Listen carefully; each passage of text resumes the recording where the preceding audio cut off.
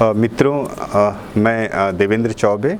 मैं भारतीय भाषा केंद्र जवाहरलाल नेहरू विश्वविद्यालय में हिंदी का अध्यापक हूं और आज हम लोग ईपीजी पाठशाला हिंदी के प्रश्न पत्र हिंदी गद्य साहित्य में जो कथा साहित्य के अंतर्गत जो हिंदी की सबसे चर्चित कहानी उसने कहा था है उस पर बातचीत करेंगे।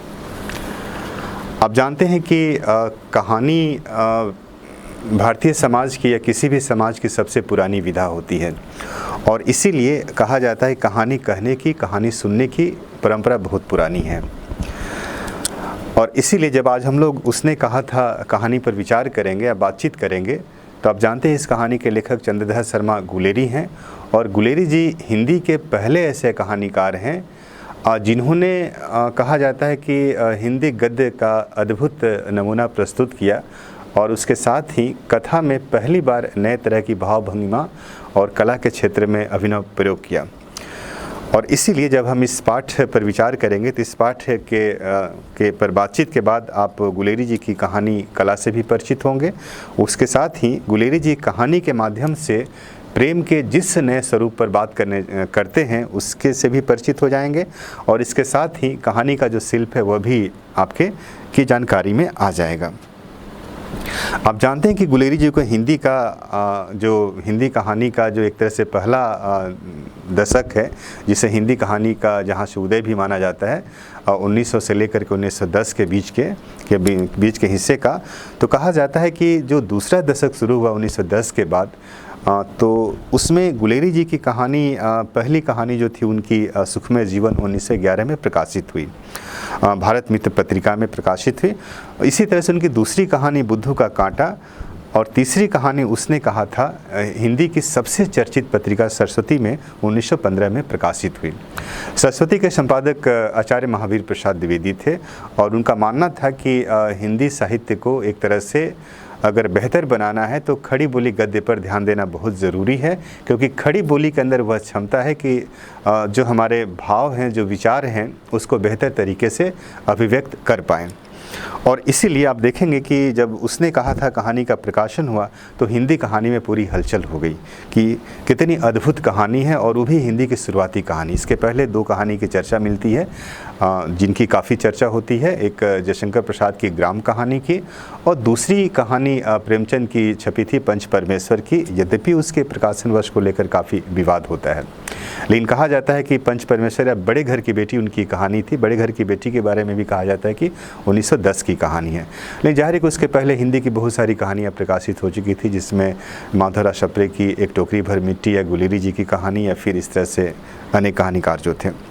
लेकिन इस कहानी की जो सबसे बड़ी खासियत थी कि इस कहानी में एक तरह से कहा जाता है कि जो किसी व्यक्ति की जो निजी ज़िंदगी होती है और निजी ज़िंदगी की जो चाहत होती है, कैसे वह सामाजिक उसका स्वरूप विकसित होता है और कई बार प्रेम जैसी जो चीज़ें होती है कैसे वह सात्विक रूप ले करके एक तरह से पूरी दुनिया में फैल जाती है और जिसका प्रभाव एक तरह से व्यक्ति के जीवन पर भी पड़ता है, व्यक्ति के सामाजिक ज़िंदगी पर भी पड़ता है, यहाँ तक कि व्यक्ति का जो पूरा जो सामाजिक रूप से जो विस्तार होता है उसके पीछे भी प्रेम की बड़ी भूमिका होती है।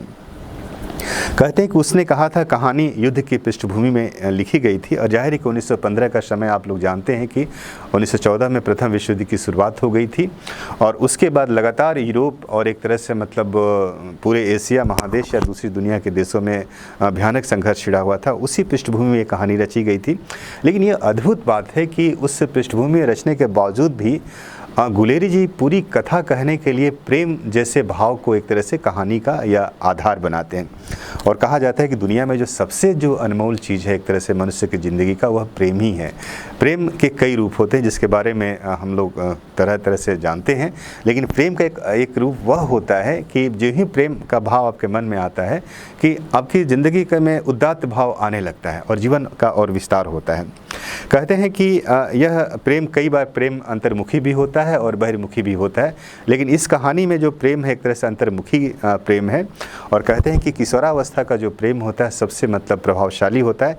एक बार बच्चे के मन पर कहा जाता है कि 7 साल से लेकर के 12 साल तक की जो आयु होती है बच्चों की, इस उम्र में जो भी बातें आपके ध्यान में आ जाती है वह एक तरह से जीवन भर आपके साथ चलती है, वह आपके स्मृति का हिस्सा बन जाती है।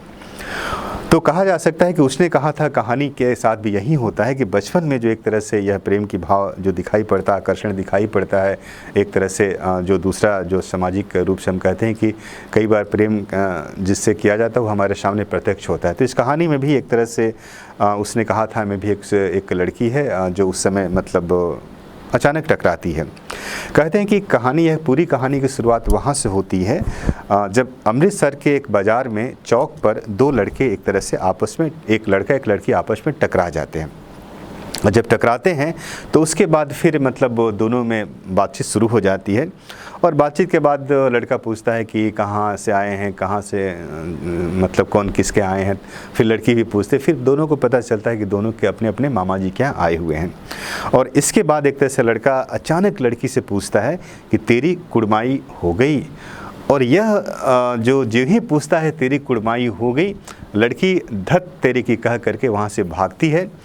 और उसके बाद ये जब भी मिलते हैं दोनों एक दूसरे से, कभी दूध लेने के लिए, कभी सब्जी लेने के लिए, तो लड़का हमेशा यही सवाल पूछता है कि तेरी कुड़माई हो गई, और लड़की धत कह के भाग खड़ी होती है।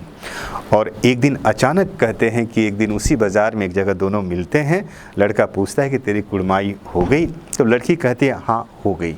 जब ही लड़की यह बात कहती है लड़का बेचारा थोड़ा सा काफ़ी मतलब उदास होता है।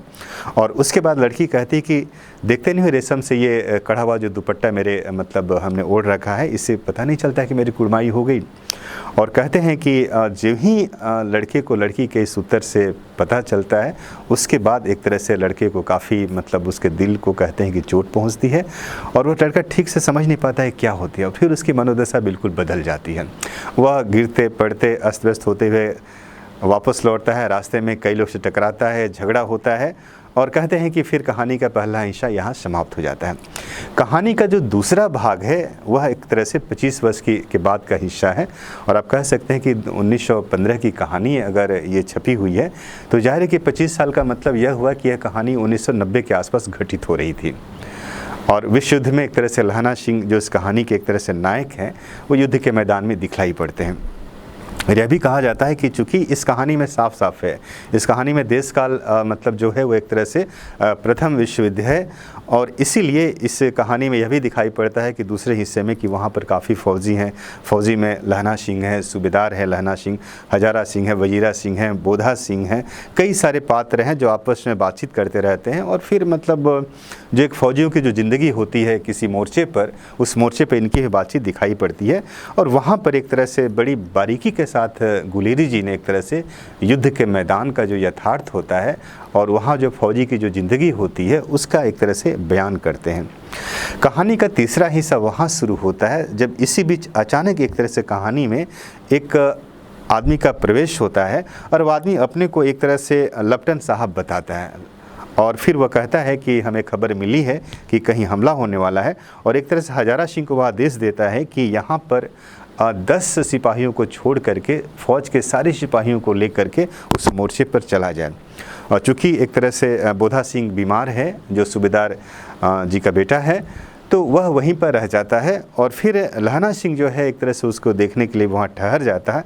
और इस तरह से आप कह सकते हैं कि कहानी के इस तीसरे हिस्से में एक तरह से यह घटना घटित होती है। और एक तरह से वहाँ खाई में जो खंदक है वहाँ पर सिर्फ 10 सैनिकों के साथ लहना सिंह वहाँ रह जाता है। अचानक पता चलता है कि वह जो लेफ्टिनेंट साहब है वो आपस में बातचीत होने लगती है। तो उसी बातचीत में लहना सिंह को अचानक इस बात का आभास होता है कि यह जो लेफ्टिनेंट साहब हैं एक तरह से मतलब सिख तो दिखाई नहीं देते हैं कि सिखों की ऐसी आदतें नहीं होती कि सिगरेट पिएं या दारू पिएं। तो अचानक संदेह होता है और उसके बाद मतलब फिर उस पर लहना सिंह अपने दिमाग से काम लेता है, उन पर हमला करता है, उनको किसे दबोचता है, फिर उनको बांध करके किनारे कर देता है, बेहोश करता है। और उसी समय पता चलता है थोड़ी देर बाद ही 70 जर्मन फौजियों का एक तरह से उस खाई पर हमला होता है।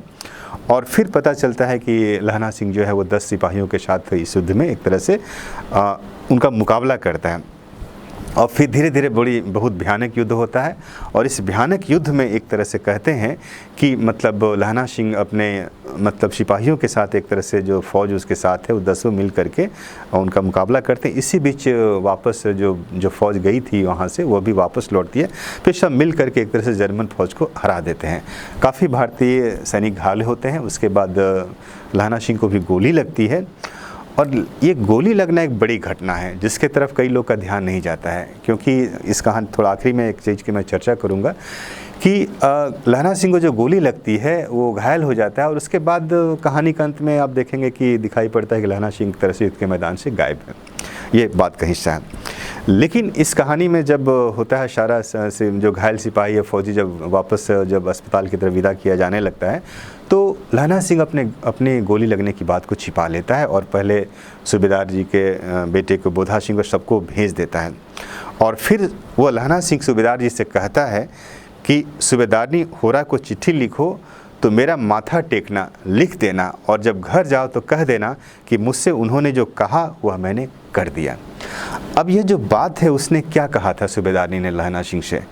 आप जानते हैं कि मतलब इस पूरे प्रसंग में जो कहानी के शुरुआत के बाद के हिस्से में पता चलता है कि सूबेदारनी ने कहा था कि जब ये विदाई हो रही थी, जब वो फ़ौज में शामिल या युद्ध के मैदान में आने के लिए जब फिर वो एक तरह से आ रहे थे, तब सूबेदारनी कहती है अपने पति से कि लहना सिंह को भेजो, मैं उनको जानती हूँ। और जब यह पता चलता है तब उसको पूरी बचपन की घटना याद आ जाती है कि जो लड़की जिससे वो बाज़ार में टकराया था, वही लड़की सूबेदारनी के रूप में उसके सामने आती है। और सूबेदारनी उसे कहती है कि एक तरह से मतलब तुम्हें याद है, एक दिन टागे वाले का घोड़ा दही की दुकान से आगे बिगड़ गया था, तुमने उस दिन मेरे प्राण बचाए थे, ऐसे ही इन दोनों को बचाना, यही मेरी दीक्षा है।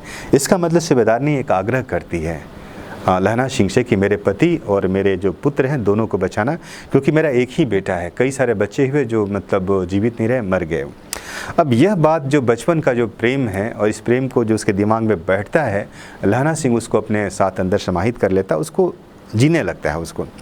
और इसीलिए एक तरह से कहा जाता है कि मतलब कहानी का जो अंतिम हिस्सा है जिसमें लहना सिंह मेमोराइज़ कर अपने पुराने दिनों को, बचपन को, सूबेदारनी से मिलन को, फिर वो कैसे वो सिपाही अपने सूबेदार के साथ मोर्चे पर आता है, आने के समय जो उसकी भेंट होती है, कैसे वो उसे वचन लेती है, फिर कैसे वो 77 राइफल्स में जमादार हो जाता है, ये सारी बातें को वह रिकॉल करता है। और इसीलिए कहा जाता है रिकॉल करना जो है एक तरह से उस समय कहानी की एक बहुत बड़ी उपलब्धि थी, कहानी कला की दृष्टि से। और इसीलिए कई बार फ्लैशबैक शैली को हिंदी में कई सारे शब्द देते हैं, लेकिन कई बार हम उसको दीप्त शैली भी कहते हैं या दीप्ति शैली भी कहते हैं उसको। अब गौर करेंगे कहानी वहाँ ख़त्म होती है कि सारे फौजी चले गए, लहना सिंह फिर धीरे धीरे मतलब अंत में खबर छपती है कि ये सिपाही मतलब एक तरह से युद्ध में एक तरह से घायलावस्था में एक तरह से रहा, कोई इसके बाद घटना नहीं है। बस ऐसे सूचना के लिए एक बात की मैं चर्चा करना चाहूँगा यहाँ पर कि गुलेरी जी ने एक चौथी कहानी लिखी थी जिसकी चर्चा नहीं होती है। उस कहानी का नाम था हीरो का हीरा। और इस कहानी में गुलेरी जी ने दिखाया था कि अचानक लहना सिंह के गांव में चिट्ठी आती है पोस्ट कार्ड पर कि लहना सिंह वापस गांव आ रहा है। और गुलेरी जी इस कहानी का अगला हिस्सा लिखना चाहते थे, जो कहानी मतलब अधूरी रह गई थी। खैर यह एक अलग प्रसंग है, लेकिन इस कहानी पर जब हम पुनः वापस आते हैं तो देखते हैं इस कहानी में बहुत सारे पात्र हैं, लेकिन 4 इसके मेजर पात्र हैं। 4 जो पात्र हैं, जिसमें पहला पात्र जो है वह लहना सिंह है। लहना सिंह एक तरह से कहानी का मुख्य पात्र है। 12 वर्ष की आयु से लेकर के अमृतसर का बाज़ार, ये सारी जगह लहना सिंह दिखाई पड़ता है और कहानी के हर हिस्से में लहना सिंह आपको दिखाई पड़ेगा। और इसीलिए कहा जाता है कि लहना सिंह जो एक छोटा सा बालक है जिसकी उम्र हो सकता है उस समय 12 वर्ष की थी, और वह एक 8 वर्ष की लड़की के प्रति आकर्षित होता है। और आकर्षित जब होता है फिर वही बात आती है तेरी कुड़माई हो गई, तो फिर वह धत कह के विदा लेती है। और फिर ये सारा कहने का अर्थ कि यह जो एक छोटी सी घटना है लहना सिंह के पूरे जीवन में एक तरह से प्रेम के प्रति एक गहरे भावबोध से भर देती है। और इसीलिए लहना सिंह का जो पूरा जो चरित्र है वह एक ऐसे व्यक्ति के रूप में भरता है जो काफ़ी साहसी है, काफ़ी वीर है, वो प्रेम के प्रति काफ़ी ईमानदार है, यहाँ तक कि सामाजिक संबंधों का लिहाज करता है। और यह चरित्र किसी व्यक्ति में हो तो व्यक्ति बहुत बड़ा व्यक्ति होता है। ऐसा बहुत कम लोग के साथ होता है। यहाँ तक कि वह मोर्चे पर भी अपनी समझदारी दिखाता है। कैसे जर्मन जासूस को पकड़ता है, कैसे मतलब घायल, खुद घायल है लेकिन अपने नहीं जा करके बोधा सिंह को एक तरह से अस्पताल भेजता है जो सूबेदारनी की बेटी है। तो यह सब देख कर पता चलता है कि लहना सिंह काफ़ी मतलब उसका चरित्र काफ़ी उदात्त है, काफ़ी विशाल है। और इसीलिए आप देखेंगे कि इसमें बहुत छोटी छोटी बातें इस कहानी में हैं। जैसे कि लहना सिंह क्या करता है, देखता है कि बोधा सिंह की तबीयत खराब है तो वह एक तरह से उसका काफ़ी केयर करता है, काफ़ी देखभाल करता है। जैसे बोधा सिंह को अपना कंबल ओढ़ा देता है, अपना स्वेटर दे देता है, उसको पहनाता है। उसका जो पहरा देने की बारी जो बोधा सिंह की है उसके बदले खुद ही खड़ा होकर पहरा देने लगता है। या फिर एक तरह से मतलब अपने सूखे लकड़ी के तख्त पर उसको सुलाता है, खुद कीचड़ में पड़े रहता है। तो यह सब जो है एक तरह से लहना सिंह के चरित्र का एक नया रूप है जो इस कहानी में दिखाई पड़ता है। और आप कह सकते हैं कि लहना सिंह सिर्फ प्रेम के प्रति ईमानदार नहीं है, बल्कि जो सामाजिक संबंध है या बल्कि जो कर्तव्य है उन सब के प्रति काफ़ी ईमानदार है। ऐसा चरित्र बहुत कम लोगों में होता है। और गुलेरी जी शायद इस कहानी के जरिए एक ऐसा भारतीय व्यक्तित्व खड़ा करना चाहते थे जो एक तरह से एक मॉडल के रूप में सबके सामने आए कि भारतीय व्यक्ति कैसा होता है। वह हर जगह एक तरह से अपने को मतलब समर्पित भाव से हर जगह समर्पित भाव से एक तरह से अपने को उपस्थित करता है। इस कहानी की जो दूसरी पात्र है सूबेदारनी है, वो 8 वर्ष की नटखट और शर्मीली लड़की है। अचानक बाद में पता चलता है कि 25 वर्ष के बाद वो सूबेदारनी के रूप में इस कहानी में उसका एज ए स्त्री के रूप में प्रवेश होता है, जिसका एक पति है, जिसका एक पुत्र है। वह लहना सिंह को याद करती है, बचपन के दिनों की घटना को याद करती है, लेकिन वह अपने पति और अपने बेटे के प्रति बेहद ईमानदार है, इसीलिए उनकी रक्षा की भीख मांगती है। कहने का अर्थ कि इस कहानी से में यह भी पता चलता है कि एक भारतीय स्त्री का चरित्र कैसा होता है। वह अपने पति और अपने बेटे के प्रति बेहद ईमानदार है, उसकी रक्षा की बात करती है, मतलब ममत्व की रक्षा भी और पति की रक्षा भी। यद्यपि कई बार आज जब इस तरह की कहानी पर चर्चा होती है तो लोग कहेंगे कि मतलब यह पितृसत्ता ने ऐसा ढांचा बना रखा था कि स्त्री ऐसा करने को बाध्य थी। उसे अपनी भी चिंता नहीं होती थी, अपने पति की चिंता करती थी, अपने परिवार की चिंता करती थी, अपने बाल बच्चों की चिंता करती थी, आप यह कह सकते हैं। लेकिन कई बार यह भी देखना चाहिए कि एक व्यक्ति का सामाजिक रूप से क्या दायित्व होता है। अगर आप अपने संबंधों के प्रति ईमानदार हैं तो आप हर जगह ईमानदार दिखाई पड़ेंगे, चाहे बेटा हो, पुत्र हो, पत्नी हो। तो यह पूरा का पूरा चरित्र एक तरह से सूबेदारनी के अंदर है। और आप गौर करें कि जब सूबेदारनी बहुत दिन 25 साल बाद लहना सिंह से मिलती है तो काफ़ी भावुक हो जाती है। और भावुक होकर के एक तरह से बहुत मतलब उन्होंने विनय आप नहीं कहें, लेकिन यह कह सकते हैं कि मतलब वह एक तरह से आग्रह करती है।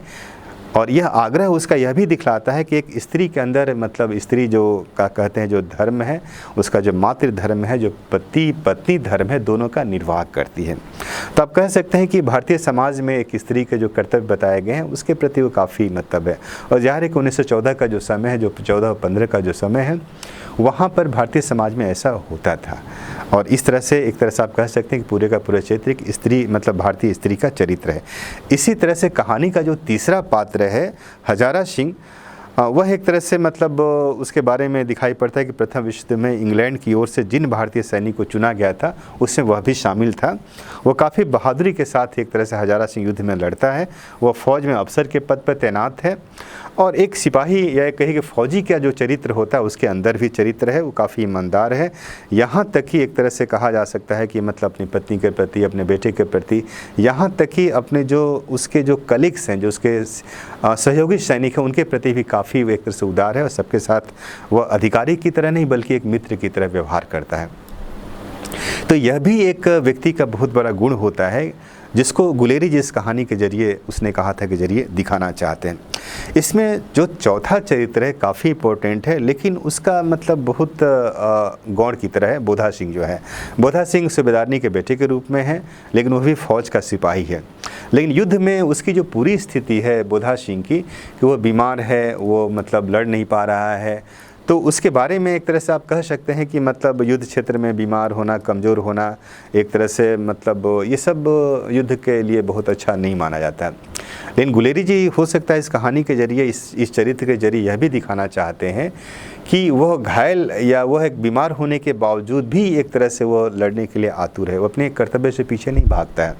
हाँ, लेकिन यह है कि मतलब उसकी भूमिका बिल्कुल गौण है, उसके बारे में सिर्फ सूचनाएं मिलते रहते हैं कि ये हुआ, उसको विदा किया, आया गया। लेकिन फिर भी एक तरह से यह चरित्र यह भी बताता है कि भारतीय सिपाही या जो पूरी फौज जो होती है उसके अंदर कितने तरह के स्थितियां पैदा होती है। कोई फौजी बीमार भी पड़ सकता है, कोई घायल भी हो सकता है, तो उसके प्रति दूसरे फौजी का कर्तव्य क्या होगा, यह कहानी बताती है। इस कहानी का जो 5वां चरित्र वजीर सिंह है, वह एक तरह से मतलब हजारा सिंह के पलटन का एक फौजी सिपाही है। कहते हैं कि वह पलटन में उसकी भूमिका विदूषक जैसी है, और युद्ध के क्षेत्र में एक तरह से जब काफ़ी गंभीर लोग हैं कि कहाँ से हमला होगा, कैसे हमला होगा, और फिर मतलब कैसे मुकाबला करेंगे, तो काफ़ी लोग चिंतित रहते हैं। वहाँ पर वजीर सिंह जो है एक तरह से वह कुछ मतलब बात कह करके, कुछ एक तरह से सटायर कह करके सबको एक तरह से मतलब दिमाग को या मन को हल्का करने की कोशिश करता। आप कह सकते हैं कि एक तरह से मतलब वह एक तरह से फौजियों के अंदर जो युद्ध को लेकर के जो कई बार एक उदासी मन में छाई होती है कि हम पता नहीं इस युद्ध में बचेंगे या नहीं बचेंगे, हम वापस अपने परिवार से मिल पाएंगे या नहीं मिल पाएंगे। तो यह जो पूरा भाव है, आप कह सकते हैं कि वजीरा सिंह जो है एक तरह से वह कुछ ऐसा कहता है कि सब फिर एक तरह से काफ़ी हल्के फुल्के हो जाते हैं। जैसे वह कहता है कि मैं पौधा बन गया हूँ, करो जर्मनी के बादशाह का तर्पण। तो ये सब जो है कह करके मतलब वो ऐसे सटायर ढूंढता है जो एक तरह से दुश्मनों को नेस्तनाबूद करने की दिशा में एक कदम दिखाई पड़ता है। और फिर आप देखेंगे कहानी के अंत में वो काफ़ी भावुक और गंभीर हो जाता है। जब लहना सिंह इसे किरत सिंह समझ के उसकी गोदी में सिर रख अपने आखिरी सांस ले रहा है तो कहता है, वजीरा सिंह के आंसू टप टप टपक रहे थे। मतलब काफ़ी भावुक हो जाता है। विदूषक जो होता है या जो इस तरह के व्यक्ति होते हैं, सिर्फ मतलब हंसाते नहीं बल्कि काफ़ी उनके अंदर एक दुखी मन भी होता है जिसको हम कई बार समझ नहीं पाते हैं। इसके अलावा इस कहानी में बहुत सारे छोटे छोटे पात्र हैं। किरत सिंह है, लपटन साहब है, महा सिंह है, उद्यमी है, फरंगी है, मेम है, आदि सब कुछ है। कह सकते हैं कि कहानी के जो पात्र हैं एक तरह से उस समय का जो समय था 1915 के आसपास का जो समय है या जो 20वीं शताब्दी का जो प्रारंभिक दशक है उसका जो समय है, उस समय में भारत में कैसे लोग होते थे, फौजी कैसे होते थे, उनकी ज़िंदगी कैसी होती थी, परिवार कैसा होता था। इस कहानी से यह भी पता चलता है कि भारत की तरफ से जो लड़ने वाले जो अधिकांश संख्या होती थी उसमें जो हमारा पंजाब जो प्रदेश है उसके वहाँ के लोग की सबसे बड़ी संख्या होती थी जो युद्ध के मोर्चे पर लड़ने के लिए जाते थे। यह भी कह सकते हैं कि बहादुर सैनिक के रूप में उनकी एक तरह से चर्चा होती थी। तो ये सब इस कहानी से पता चलता है। कई बार होता है कि हम कोई कहानी क्यों पढ़ते हैं, तो कहा जाता है कि हर कहानी का एक उद्देश्य होता है। अब जैसे उसने कहा था कहानी को अगर आप मतलब पढ़ें तो कहें कि इस कहानी का क्या उद्देश्य हो सकता है, तो हम सीधे कह सकते हैं कहानी का जो सबसे बड़ा उद्देश्य है कि गुलेरी जी यह दिखाना चाहते हैं कि ज़िंदगी चाहे जैसी भी हो, कितनी भी मतलब उसमें कठिनाइयाँ हो, कितने भी संकट हो, कैसा भी हो, चाहे ज़िंदगी बचपन की हो, बड़ी हो, मतलब बूढ़ी ज़िंदगी हो, जैसे भी हो, प्रेम सबसे बड़ा तत्व होता है। अगर आपके पास प्रेम जैसा तत्व है, प्रेम का भाव आपके मन में है, तो आप ज़िंदगी को बहुत बड़ा बना सकते हैं। छोटी छोटी घटनाओं को आप बड़ी घटना में तब्दील कर सकते हैं। और हो सकता है कि इस प्रेम के जरिए गुलेरी जी इसी बात को दिखाना चाहते हैं। यह भी कहा जा सकता है कि कई बार हम देखते हैं कि हमारी ज़िंदगी बहुत सामान्य होती है, लेकिन इस सामान्य ज़िंदगी में अगर प्रेम जैसा तत्व आ जाए तो आपकी ज़िंदगी तुरंत बदल जाती है। इस कहानी में भी प्रेम जैसा तत्व आता है और लहना सिंह की पूरी ज़िंदगी को बदल देता है। तो आप कह सकते हैं कि इस कहानी में एक तरह से मतलब सात्विक प्रेम की चर्चा है, जहाँ पर हम कहते हैं कि प्रेम का जो सबसे बड़ा गुण होता है, जैसे हिंदी के जो बड़े आलोचक रामचंद्र शुक्ल हैं, तो उनका एक बहुत चर्चित लेख है लोभ और प्रेम। वो कहते हैं कि लोभ में हम वस्तु को पाने की एक तरह से कोशिश करते हैं, लेकिन जब प्रेम की चर्चा होती है तो प्रेम में जो वस्तु हमारे पास आती है उसकी हम रक्षा करने की कोशिश करते हैं। तो प्रेम का जो पहला कर्तव्य दायित्व होता है कि जिससे आप प्रेम करते हैं उसको आप नष्ट नहीं करते हैं, उसको आप पाने की कोशिश नहीं करते हैं, बल्कि प्रेम में जो चीज़ें होती हैं, जो वस्तु होता है या जो यथार्थ होता है या जो व्यक्ति होता है, आप चाहते हैं कि वो व्यक्ति बहुत अच्छा बना रहे, उसकी ज़िंदगी बहुत अच्छी हो, वो बहुत सुरक्षित रहे, उसके साथ कोई कष्ट नहीं हो। तो यह प्रेम का जो लक्ष्य, जो रक्षा वाला भाव है, सबसे बड़ा भाव होता है। और मुझे लगता है कि गुलेरी जी प्रेम का ये जो रक्षा वाला भाव था, उसी को एक तरह से इस कहानी में लाना चाहते थे।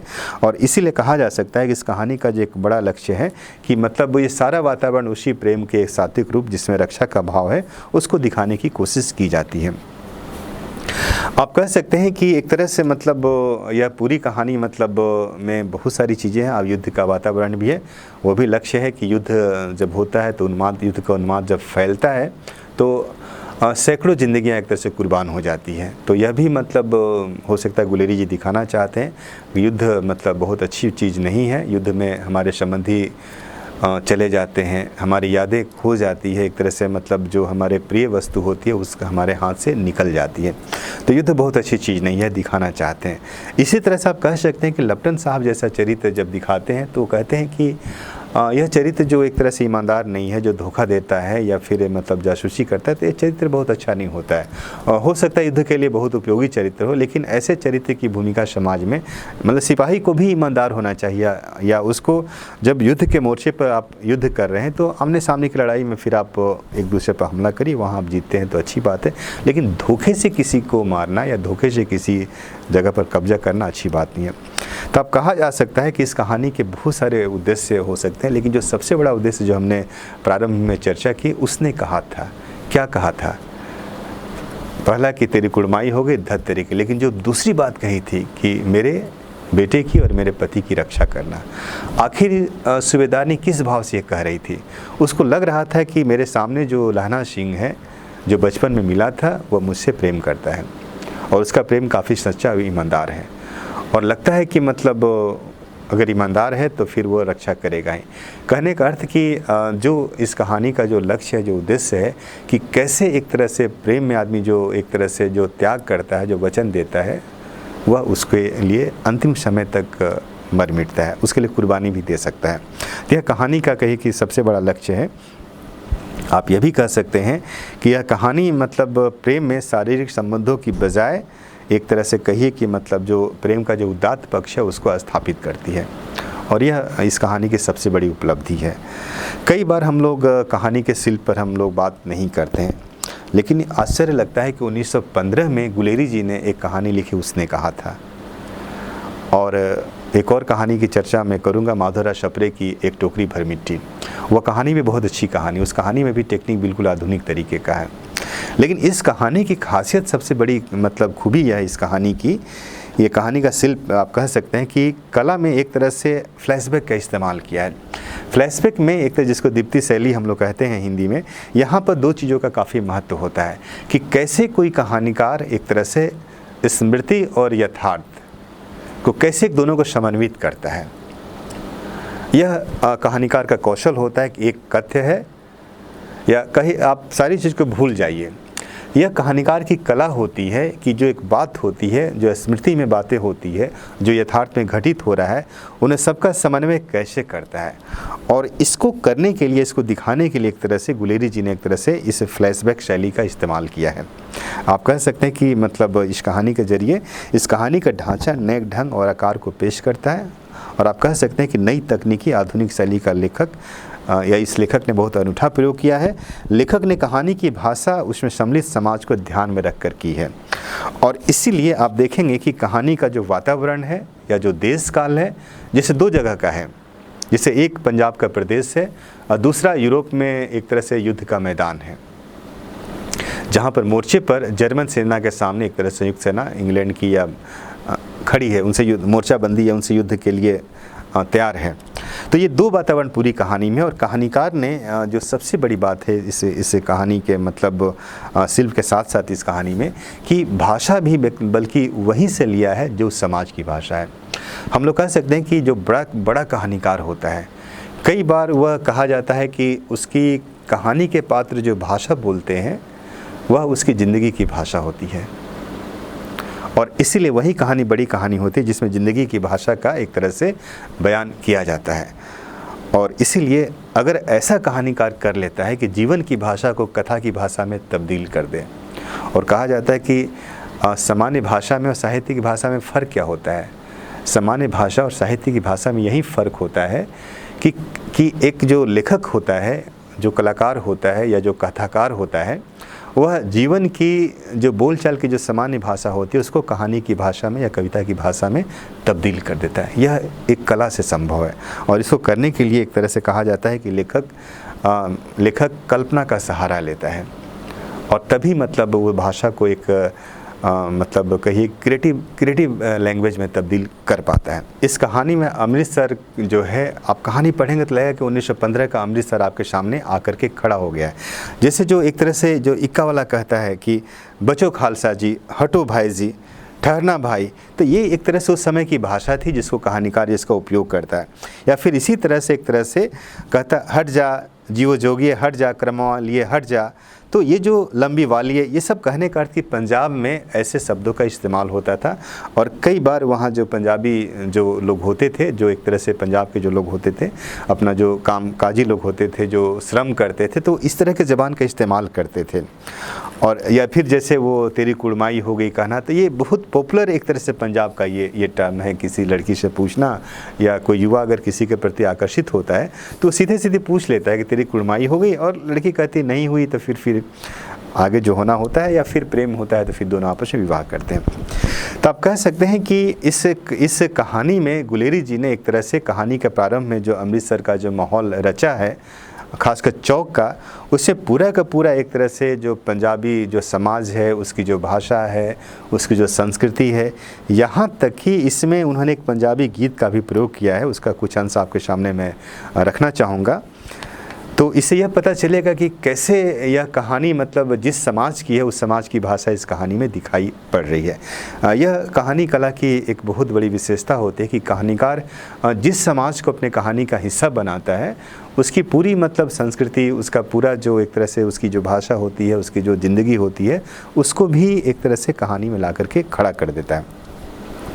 जैसे जिस पंजाबी गीत का गुलेरी जी ने उपयोग किया इस कहानी में, उसका एक छोटा सा हिस्सा मैं पढ़ रहा हूँ कि दिल्ली शहर ते पिशौर नू जांदिए, कर लेना लहंगा द वाह पार मड़िए, कर लेना नड़े दा सौदा अड़िए, हुए लाड़ा चटाका कुदवे ना। अब इस गीत में पूरा का पूरा पंजाबी है, और उसके बाद मतलब आप गौर करेंगे इस गीत की जो भाषा है, इस गीत के जो इसमें मतलब जो पंजाबी के शब्द हैं, जो जाहिर है कि पंजाब का जो बहुत सारा इलाका है वहाँ पर उर्दू का भी प्रभाव है, फ़ारसी का भी प्रभाव है, अरबी का भी प्रभाव है। तो कहने का अर्थ कि उसमें अंग्रेज़ी राज में फिर अंग्रेज़ी भाषा का भी प्रभाव हो गया।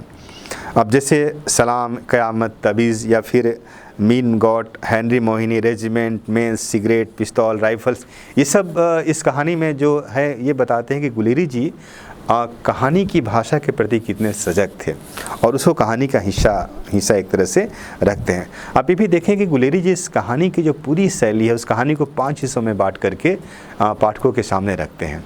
यह भी एक कहानीकार की बहुत बड़ी कला होती है कि वह एक समस्या को दिखाने के लिए या कहानी की विशेषता को बताने के लिए, जो मूल विशेषता को बताने के लिए वह उसके लिए 5 एक तरह से दृश्य को क्रिएट करता है। तो यहाँ भी पहला दृश्य पंजाब का है, अमृतसर के चौक का है, दूसरा दृश्य मान लीजिए कि युद्ध के मैदान का है, तीसरा दृश्य युद्ध का है, चौथा दृश्य सिपाही से वापस जा रहे हैं, पांचवा दृश्य में लहना सिंह घायल है और सबको मेमोराइज कर रहा है। तो इस तरह से कहा जा सकता है कि मतलब गुलेरी जी मतलब कि कहानी कला के प्रति भी काफ़ी सजग थे। कहानी की भाषा, कहानी को कई खंडों में बांट करके कथा को कहना, या फिर एक फ्लैशबैक की टेक्निक का इस्तेमाल करना, ये सारी चीज़ें मिला करके एक तरह से इस कहानी को एक महत्वपूर्ण कहानी के रूप में स्थापित करती है। कहा जा सकता है कि एक तरह से यह कहानी उसने कहा था सिर्फ चंद्रधर गुलेरी की ही कहानी नहीं है, बल्कि हिंदी की भी सबसे बेहतरीन कहानी है। यहाँ तक कि आप भारतीय कथा साहित्य में भी जब चर्चा करते हैं तो यह कहानी एक अच्छी कहानी के रूप में इस कहानी की गणना होती है। और इसलिए नहीं होती है कि ये गुलेरी जी या उस समय लिखी गई थी, बल्कि इसलिए होती है कहानी में जो सबसे यूनिवर्सल एक भाव है, जो जिसको हम लोग कहते हैं कि प्रेम वैश्विक भाव है। प्रेम पर पूरी दुनिया में बड़े बड़े कथाकारों ने कहानियाँ लिखी है, और उन कहानियों को जब आप पढ़ेंगे तो लगता है कि मतलब प्रेम कितनी बड़ी चीज़ है। आप और इसीलिए प्रेम को लोग बार बार प्रेम को कहानी का हिस्सा बनाने की कोशिश करते हैं। चाहे पुराने कहानीकार, आज भी जो बहुत सारी कहानियाँ जो चर्चित होती है, जो जिसको लोग पसंद करते हैं, उससे प्रेम या ये भाव सबसे बड़ा भाव माना जाता है। तो आप कह सकते हैं कि प्रेम के इस भाव को गुलेरी जी मूलतः हम यह देखते हैं कि इस कहानी में एक तरह से नई संवेदना और नए शिल्प के साथ इस कहानी को रखते हैं। युद्ध की पृष्ठभूमि में एक तरह से जो है वह एक तरह से कहा जा सकता है कि मानवीय संबंधों को एक तरह से एक तारतम्य या एक दूसरे में बनाए रखता है, उसको बांधे रखता है। मतलब एक व्यक्ति को दूसरे व्यक्ति से कौन बांधता है? तो प्रेम बांधता है। एक समाज को दूसरे समाज से कौन बांधता है? तो हम कहेंगे कि प्रेम बांधता है। तो एक तरह से कहा जा सकता है कि इस कहानी में युद्ध की पृष्ठभूमि है, लेकिन प्रेम सबसे महत्वपूर्ण पक्ष है। और इसीलिए एक तरह से यह प्रेम आप कह सकते हैं संबंध का सूचक भी नहीं है, न कस्मवादों का है, या एक तरह से कहीं इसको किसी के नाम की ज़रूरत भी नहीं है। ये इसमें लहना सिंह और सूबेदारनी का जो प्रेम है उसको कोई नाम नहीं मिला। न वो दोनों प्रेमी प्रेमिका के रूप में चर्चा में है, न पति पत्नी बनते हैं, न दोनों दोस्त हैं, कुछ नहीं है। बस एक अमृतसर के चौक में थोड़े समय के लिए दोनों की मुलाकात कई किस्तों में होती है, और वहीं कई किस्तों में मिलना बचपन का जो है, एक लड़की की उम्र 8 साल है, लड़की की उम्र 12 साल है, वह एक तरह से एक यादगार मतलब प्रेम में तब्दील हो जाता है।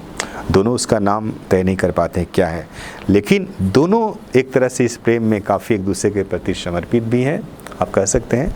और लहना सिंह को तो देख करके लगता है कि मतलब लहना सिंह वाकई मतलब उस छोटी सी घटना को जो बचपन में कभी घटी थी, उसको उसने जीवन की बड़ी घटना के रूप में अपने मन में या अपने दिमाग में बैठा लिया और जीवन भर एक तरह से उसको जीता रहा। और इसीलिए हिंदी के जितने आलोचक हैं, कहानी आलोचक हैं, चाहे विश्वनाथ त्रिपाठी हो या फिर चाहे विजय मोहन सिंह हो, चाहे नामवर सिंह हो, चाहे सुरेंद्र चौधरी हो, ये सारे के सारे कथा आलोचक जब भी कहानी की परंपरा की चर्चा करते हैं तो इस कहानी की ज़रूर चर्चा करते हैं। यहाँ तक कि राजेंद्र यादव भी इस कहानी की तारीफ़ करते हैं, कहते हैं कि पहली ऐसी कहानी है कि मतलब उस ज़माने में मतलब प्रेम को लेकर के इस तरह की सोच की कहानी लिखी जा सकती है। तो यह एक तरह से बहुत बड़ी बात थी, और इसीलिए यह उसने कहा था एक तरह से हिंदी कहानी की ही नहीं बल्कि भारतीय कथा साहित्य की भी एक बड़ी उपलब्धि है, और इस कहानी को इसी रूप में पढ़ना चाहिए और इस रूप में देखना चाहिए। तो धन्यवाद।